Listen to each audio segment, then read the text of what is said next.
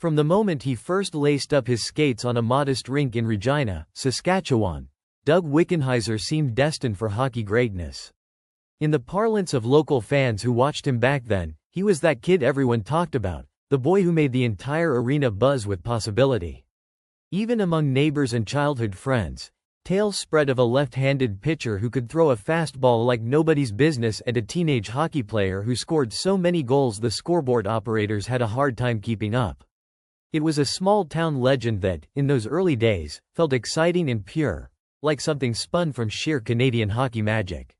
No one could have predicted the complex journey that lay ahead, replete with dramatic twists, devastating injuries, harsh media scrutiny, fleeting triumphs, and ultimately, a legacy that extends far beyond wins, losses, or unfulfilled predictions. The childhood prodigy, Doug Wickenheiser's early years and unstoppable ascent. When Doug was just 14, he began drawing the attention of National Hockey League scouts, an extraordinary rarity. People would show up to watch him whether he was playing in out-of-town tournaments or local pickup games, eyes following every perfect pass, every graceful pivot, and every rocket of a shot that found the back of the net. By the time he was 16, he made the leap to the Regina Pats of the Western Canadian Hockey League, at that time referred to in some contexts simply as the WHL. This franchise had a storied reputation for cultivating tough, agile, and fearless players. A place where raw skill met intense competition. Doug's time with the Pats would be unforgettable. He wore the jersey with pride, carried the hopes of an entire city on his shoulders, and became an emblem of what junior hockey could be when raw talent meets a competitive spirit.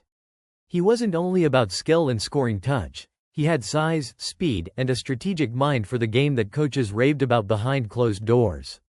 Many recognized that he had hockey intelligence, a sense of timing, spatial awareness, and leadership that signaled more than just raw talent. The way he used his body to protect the puck and how he seemed to glide into open ice with minimal wasted movement hinted at a future star. Naturally, other hockey leagues noticed, and soon there were offers that might have changed his entire life's trajectory. The Birmingham Bulls of the WHA dangled an $80,000 per year contract to lure him in. For a teenager, that was an astronomical figure, the kind of money that could change a family's life overnight. Yet Doug turned it down. Why? Because he had his heart set on the NHL. He believed that if he stayed in juniors, continued to refine his game, and matured as a team leader, the pinnacle of hockey, the National Hockey League, would indeed be within his grasp. The Montreal decision, the front office cast, Sam Pollock, Scotty Bowman, Ron Caron, Irv Grundman, and Claude Rule. By the 1979-80 season, he was piling up points at a staggering clip. 99 times out of 100, if you saw the Regina Pats on the schedule, you'd see goals from Doug Wickenheiser, 89 that season, to be precise. He had 170 total points, dominating the WHL and fueling his team's quest for a championship. Under coach Brian Murray's guidance, Doug captained the Pats to a WHL championship, topping it off by leading in assists and points during the postseason. When awards season came around, no one was surprised when he won the 4 Broncos Memorial Trophy as the league's MVP. He was also hailed as the top player in Canadian junior hockey. His path to the pros was wide open, with adoring fans in Regina cheering for him every step of the way, convinced they had witnessed the birth of a star who would soon shine at the highest levels of the sport. While Doug was riding this wave of junior hockey dominance, the Montreal Canadiens were facing their own crossroads. Not long before, the Canadiens had captured 4 straight Stanley Cups. But by 1980, the team had started to show cracks in the foundation. Legendary coach Scotty Bowman had left for Buffalo. The front office mastermind, Sam Pollock, had retired. Iconic players such as Ken Dryden, Yvon Cournoyer, Jacques Lemaire, and others had hung up their skates. Fans in Montreal, the most hockey-crazed market on earth, were nervous about how the club would rebuild. Before stepping away, though, Pollock had made a deal with the Colorado Rockies that turned out to be an absolute masterstroke for Montreal. Pollock traded away a few minor leaguers and a late first-round pick in 1977 in exchange for the Rockies' first-round pick in 1980. Back then, Colorado probably believed they were on the rise, confident that, by 1980, they wouldn't be dead last in the standings. But in the 1979-80 season, under Don Cherry, the Rockies bottomed out, finishing 21st out of 21 teams. Suddenly, the Montreal Canadiens owned the number 1 overall pick, a precious commodity that triggered a swirl of speculation and rumors among fans and media. Inside the Canadiens organization, the new faces in charge were GM Irv Grundman and Director of Player Personnel Ron Caron. They had to figure out the next big star. They knew that a player like Doug Wickenheiser, with his potent mix of skill, size, and leadership, might just be the perfect choice. They also had input from their new head coach, Claude Ruel, who had strong opinions of his own. But the wider league landscape had other names circulating as well, players such as defenseman Dave Babbage and a talented junior from the Quebec Major Junior Hockey League named Denis Savard. Anyone who followed the draft from the outside saw Wickenheiser as the surefire pick. He was the talk of the scouting world. A majority of NHL general managers said that if they held the number 1 pick, Wickenheiser would be their guy. The consensus was that he was the real deal. A can't-miss, future franchise cornerstone who had proven everything he could at the junior level. The clash, Claude Ruel versus Doug Wickenheiser, and the shadow of Denis Savard, but there was a small but insistent group within Montreal, particularly among the local French media, who wanted the homegrown star, Denis Savard, wearing the storied Canadiens jersey. Savard had all the flash and flair that made him not just a top prospect but a budding superstar who would electrify rinks with his creativity. Rumor had it that coach Claude Ruel personally coveted Savard for exactly those reasons, but Grundman and Caron felt more strongly about Wickenheiser's overall package of size and skill. So, on draft day, Montreal made the call. Wickenheiser went first overall. Dave Babbage went second to Winnipeg, and Denis Savard ended up third, going to the Chicago Blackhawks. At the time, not many around the league found this surprising. 15 out of 21 general managers polled said they, too, would have taken Wickenheiser first. But in the pressure cooker environment of Montreal hockey, the seeds of controversy had been planted. Was it the right choice? Some fans wondered what might have been if the local hero Savard had become the next face of Les Habitants. Doug, unaware that he was stepping into a storm, arrived at the Canadiens training camp in 1980 ready to fulfill a dream he'd cherished since boyhood. But from the very start, the environment felt tense. He might have been the top pick, but he could sense that certain people within the organization, specifically his head coach, were less than thrilled about him. The friction became evident quickly, and it was rumored that Ruel still held a grudge for not drafting Savard. It was almost as if Doug's every move was being scrutinized through a harsh lens, with Ruel ready to pounce on any mistake. When the Canadiens season opened on national television, the matchup was almost too dramatic to script. Montreal versus Chicago, Wickenheiser versus Savard, new beginnings all around. Except that Doug wasn't even dressed to play. Instead, he was on an exercise bike, stuck as a healthy scratch, while Savard put on a show for both the in-arena crowd and those watching on Hockey Night in Canada. With every dazzling move Savard made, with every highlight reel pass or goal, it became increasingly clear that Montreal might not be ready to embrace Wickenheiser as wholeheartedly as it once seemed. His rookie year fell short of everyone's hopes. Doug ended up with just 15 points across 40 games, while Savard soared to 28 goals and 75 points that season. The French-language papers hammered the organization, hammered the new regime, and hammered Doug himself for not living up to that number 1 billing. Local fans vented their frustration, and a wave of negativity surrounded Wickenheiser in a city known for demanding nothing less than a hero. Through it all, Doug tried to remain polite, gracious, and hardworking, but it was a lonely battle for a 19-year-old kid who wasn't used to failing. The struggle in the big leagues, confidence, position changes, and the search for belonging, if there was a glimmer of hope, it came when Bob Barry replaced Claude Ruel as head coach in the 1981-82 season. Observers thought maybe Barry would see Doug's potential with fresh eyes, allow him to play his natural center position, and give him time to adjust. But Barry, for reasons that remain debated, shifted Doug to left wing, a position he'd never played before.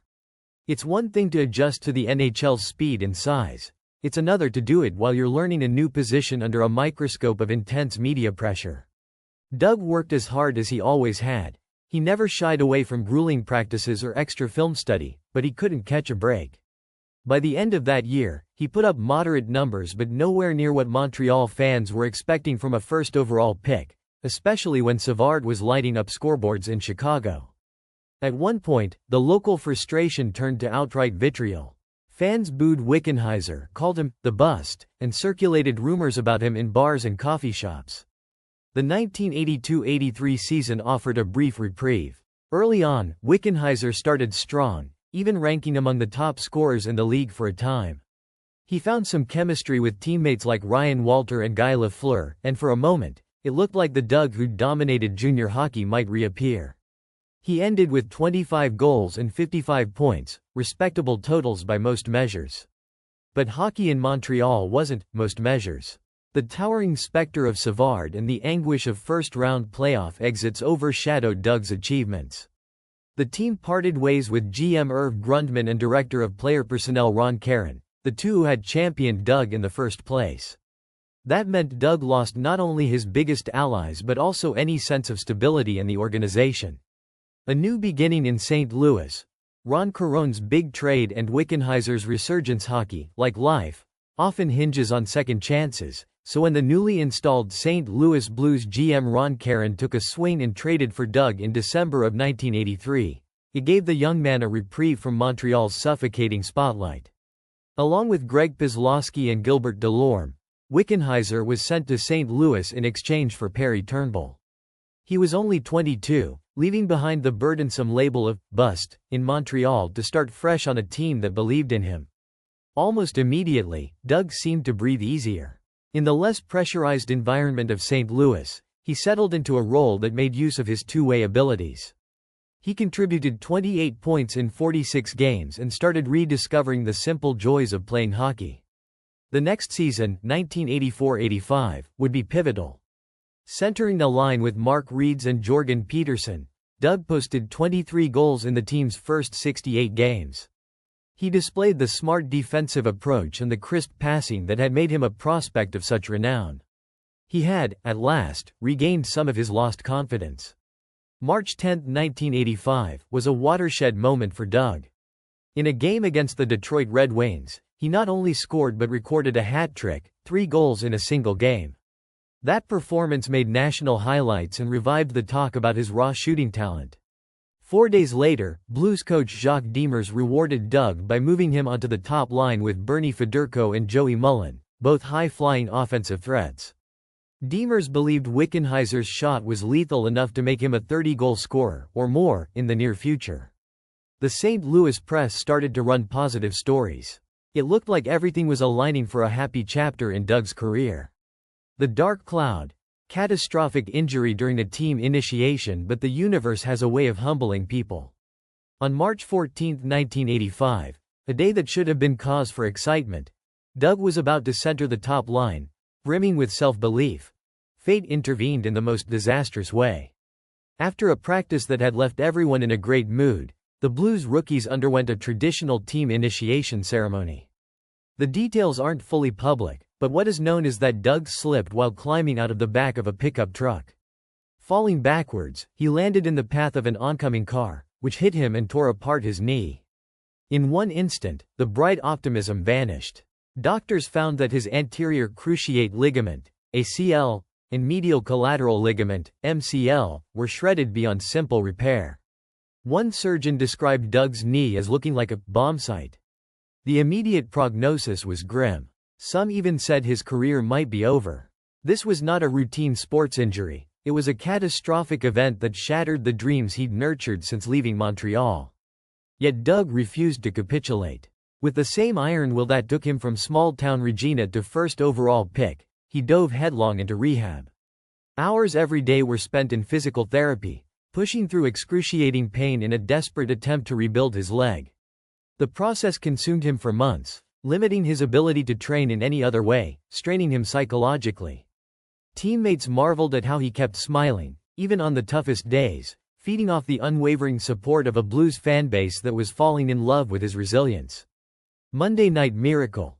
The moment that redefined Doug's career in St. Louis. By the time he made his return in the 1985-86 season, Doug was clearly slowed by the knee injury. He no longer had the same quickness, which left him struggling to score at his previous pace. Nonetheless, he morphed into a defensively responsible face-off specialist. He discovered that if he couldn't outskate opponents anymore, He could outthink them, taking crucial defensive zone draws, blocking shots, and creating chaos in front of the opposing goalie. That season turned magical for the Blues. Led by strong performances from players like Bernie Federko, Brian Sutter, and others, the team climbed out of a modest regular season to make a postseason run. First, they upset the Minnesota North Stars, then battled tooth and nail against the Toronto Maple Leafs, eventually winning in 7 games. Suddenly, they were in the Campbell Conference Finals, pitted against the Calgary Flames, a formidable squad. In Game 6, the Blues found themselves down 3 goals in the third period and on the brink of elimination, trailing the series 3-2. If they lost that game, the dream would die right then and there. But something remarkable began to happen in the third period. The Blues clawed back, goal after goal, feeding off a raucous home crowd. The game went into overtime, and anticipation mounted with every shift. 7 minutes and 30 seconds into that overtime period, the puck bounced wildly in front of the Calgary net. Doug was there, his instincts guiding him to the loose puck, his reflexes steering him to bury it. When the red light flashed and the horn sounded, fans erupted. Doug had just scored the Monday Night Miracle, arguably the biggest goal in the franchise's history up to that point. Pandemonium reigned in the old St. Louis arena, and for that one shining night, no one spoke about him as the failed number 1 pick. Instead, they celebrated him as the hero who kept their Stanley Cup hopes alive. Although the Blues lost the next game in Calgary and were eliminated, Doug's overtime goal would forever live in St. Louis lore. It was the highlight of his NHL journey, a moment that validated years of perseverance and answered the doubters who had questioned his heart. The hard fall, decline, trades, and a career winding down sports can be cruel, though. The very next season, Doug's knee issues lingered. He labored to find the scoring touch, netting only 8 goals. The burst he once had, that explosive first step that had made him so tantalizing in junior hockey, simply wasn't there. Even his longtime champion, Ron Caron, had to make decisions about the roster, and it was becoming evident that Doug wouldn't regain the dominant form he'd once hinted at. Caron left him exposed in the 1987 NHL waiver draft, essentially telling the rest of the league that if they wanted Doug, they could take him. The Vancouver Canucks did just that. But the fans there never saw the star so many had envisioned. He toiled as a depth centerman, providing defensive responsibility but little on offense. Soon he was moving around, a journeyman in a league that can be very unkind to players who failed to meet monumental expectations.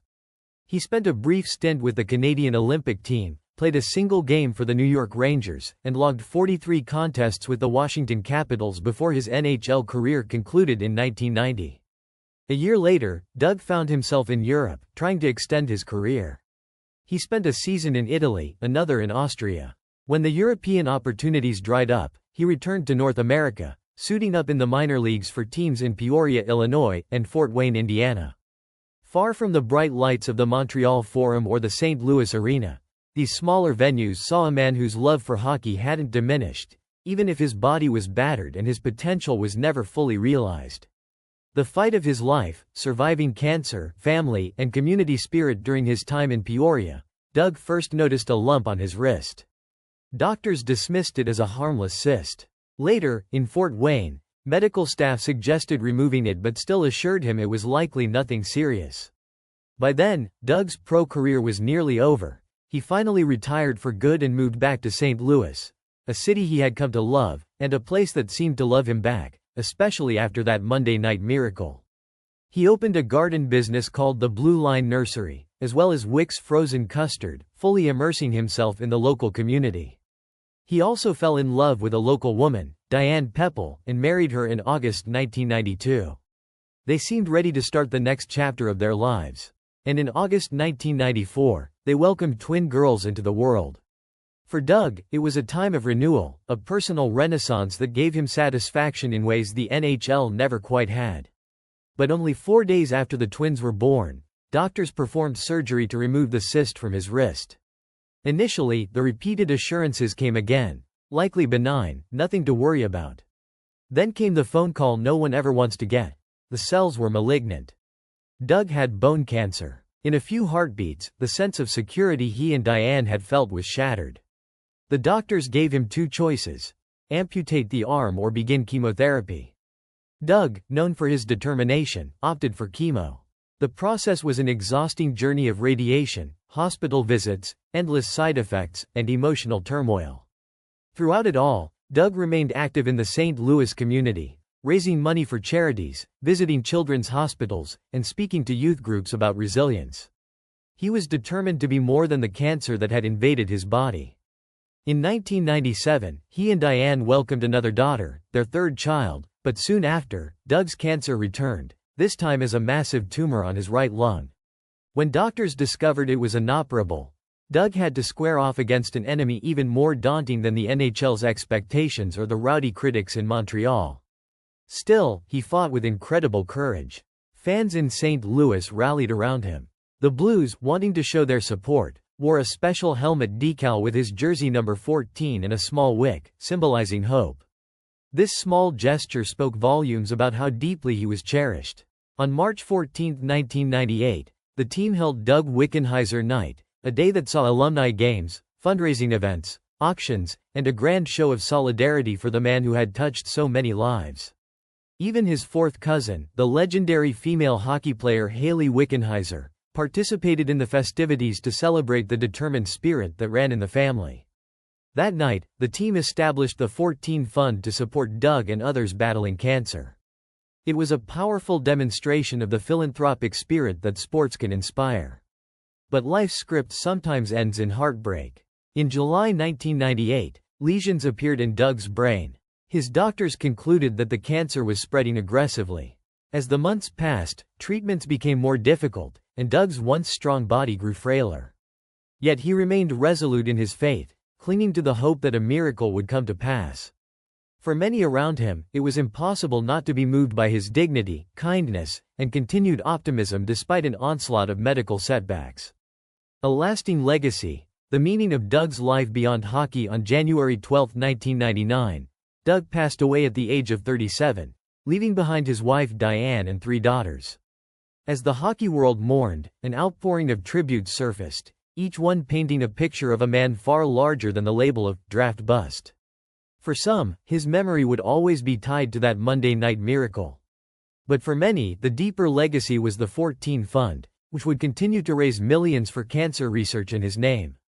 Just months later, the St. Louis Blues raised a banner high into the rafters bearing his number 14 and the image of a candle's flame, the wick, as so many fans fondly called him.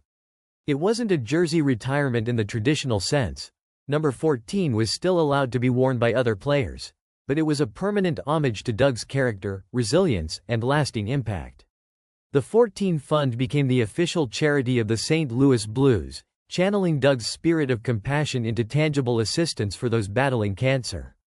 In Regina, Saskatchewan, where Doug's dream began, the local arena was renamed the Doug Wickenheiser Arena, a place to inspire future generations of hockey players. Another building, the Brandt Center in Regina, hung his Pats jersey, number 12, from the rafters, ensuring that any young player skating there would see a reminder of what it means to work tirelessly, remain humble, and never quit, even when things don't go as planned. Beyond the jerseys and banners, Doug's story inspires conversations about what success in sports truly means. Does success hinge solely on living up to a lofty draft position, or can it be measured by the relationships built, the community served, and the courage shown in the face of personal tragedy? Doug's legacy suggests that while the stats column may label him one way, the generosity and warmth he brought into the world are far more important in the long run. Reflection. The complicated label of bust versus the reality of his contributions. The label bust can be cruel, especially in sports. It implies wasted potential, a story without redemption. But Doug's journey demolishes that simplistic viewpoint. Yes, he never became a multiple-time All-Star or a scoring champion. Yes, he was overshadowed by Denis Savard's brilliance. But if you look beyond the scoreboard to the person he was and the adversity he overcame, you find a man who refused to quit, who took adversity and turned it into an opportunity to show grace and resilience. When Montreal fans eventually revisited his story, many realized that the initial vitriol was misplaced, a product of dashed expectations, questionable coaching decisions, and an environment in which any player might have struggled to thrive. Conversations with teammates like Larry Robinson or Doug's junior coach Brian Murray revealed how the Canadians inadvertently stifled a young man's confidence by benching him and making him feel unwanted, all while the Montreal media hammered away. We see how quickly a dream can be derailed in professional sports if you land in the wrong situation. Doug's case became a cautionary tale for how teams should nurture young prospects, especially those bearing the weight of a fanbase's desperate hopes. Family, community, and the broader impact, the continuing resonance of his life. Had Doug's story ended after his final NHL game, it might have been simply a tale of an athlete whose career stalled. But the next chapters, his marriage, his fatherhood, his business ventures, and above all, his unyielding fight against cancer, elevate him to an emblem of resilience and giving. In establishing the 14 Fund, the Blues didn't merely honor his memory. They cemented a legacy of community involvement that resonates to this day. Countless families battling cancer have benefited from that fund. People who were never born in time to watch Doug play now know his name because their lives were touched by the outreach programs that bear his number. His influence in Regina remains equally profound. Walk into Wickenheiser Arena, and you'll find kids tugging at their parents' sleeves, asking, "Who is Doug Wickenheiser?" The older generation smiles with pride and recounts the story of that unstoppable teenage phenom, the first overall pick, and the man who, despite facing unimaginable obstacles, gave everything he had on and off the ice. Even in sorrow, the city celebrates him, an example of how a person can be measured by the hearts he touched rather than the stats he posted. Conclusion: redefining legacy in hockey and life. Sometimes, the measure of a life is not a single scoreboard or trophy case. We often lionize athletes who accumulate scoring titles and ring after ring of championship hardware. But Doug Wickenheiser offers a more nuanced perspective. Here was a man whose dream turned into a nightmare in Montreal, an environment so intense that even many of the game's greats have wilted under its demands. He soldiered on, finding in St. Louis a new sense of purpose. He gave fans the Monday Night Miracle, a moment that captured the best of what hockey can be: passion, determination, collective joy, and a come-from-behind sense of wonder that unites an entire building. He also faced life's harshest challenge, took on cancer without flinching, and found the strength to give to others during his own darkest hours. That, perhaps, is the greatest measure of any legacy: the capacity to uplift people even when your own burdens feel overwhelming. In a real sense, the miracle part of Doug's life wasn't confined to that one spring night against the Flames. It was visible every time he smiled at a teammate, every time he told a sick child to keep fighting, and every time he held his daughters close, even while enduring punishing rounds of chemo. If you walk through the concourse at the Enterprise Center in St. Louis today and glance upwards, you might see a simple banner with the number 14 and a small flame symbolizing the Wick. It's not the typical retired jersey, but something better, an enduring reminder of the power of courage and empathy in a sport that can sometimes forget the humanity behind the hockey helmet. The 14 Fund remains the Blues' official charity, continuing to raise millions to help families battling cancer, offering them a tiny piece of hope in their darkest moments. In the final evaluation, Doug Wickenheiser was no mere bust who couldn't handle the pressure. He was a man who soared to unimaginable heights in junior hockey, confronted adversity in Montreal, experienced a career revival in St. Louis, scored one of the most storied goals in Blues history, and then confronted a mortal threat with unbreakable spirit. For many fans, he became the perfect example that the measure of a player isn't always in the stats. Sometimes, it's how they live when the game is over, what they contribute to their community, how they weather adversity, and the kindness they show in moments of trial. Even in death, he unites people. Whether you're a diehard Canadian supporter, a Blues loyalist, or just a fan of hockey in general, his story resonates on a deeply human level. He reminds us that big league dreams can come with punishing realities. He shows how redemption can still be found in unlikely places and how an athlete can transcend the rigid definitions of success to make an impact that far outlasts any highlight reel.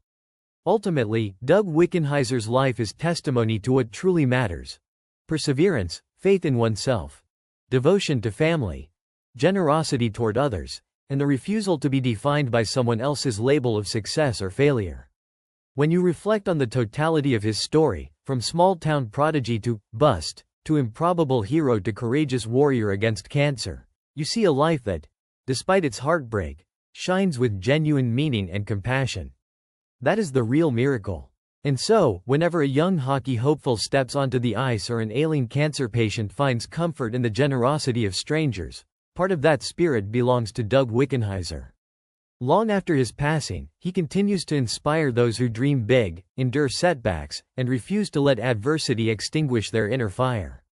In that sense, he transcended the confines of the rink, leaving behind a legacy far more profound than any draft day statistic could ever convey. That's the content of today's video.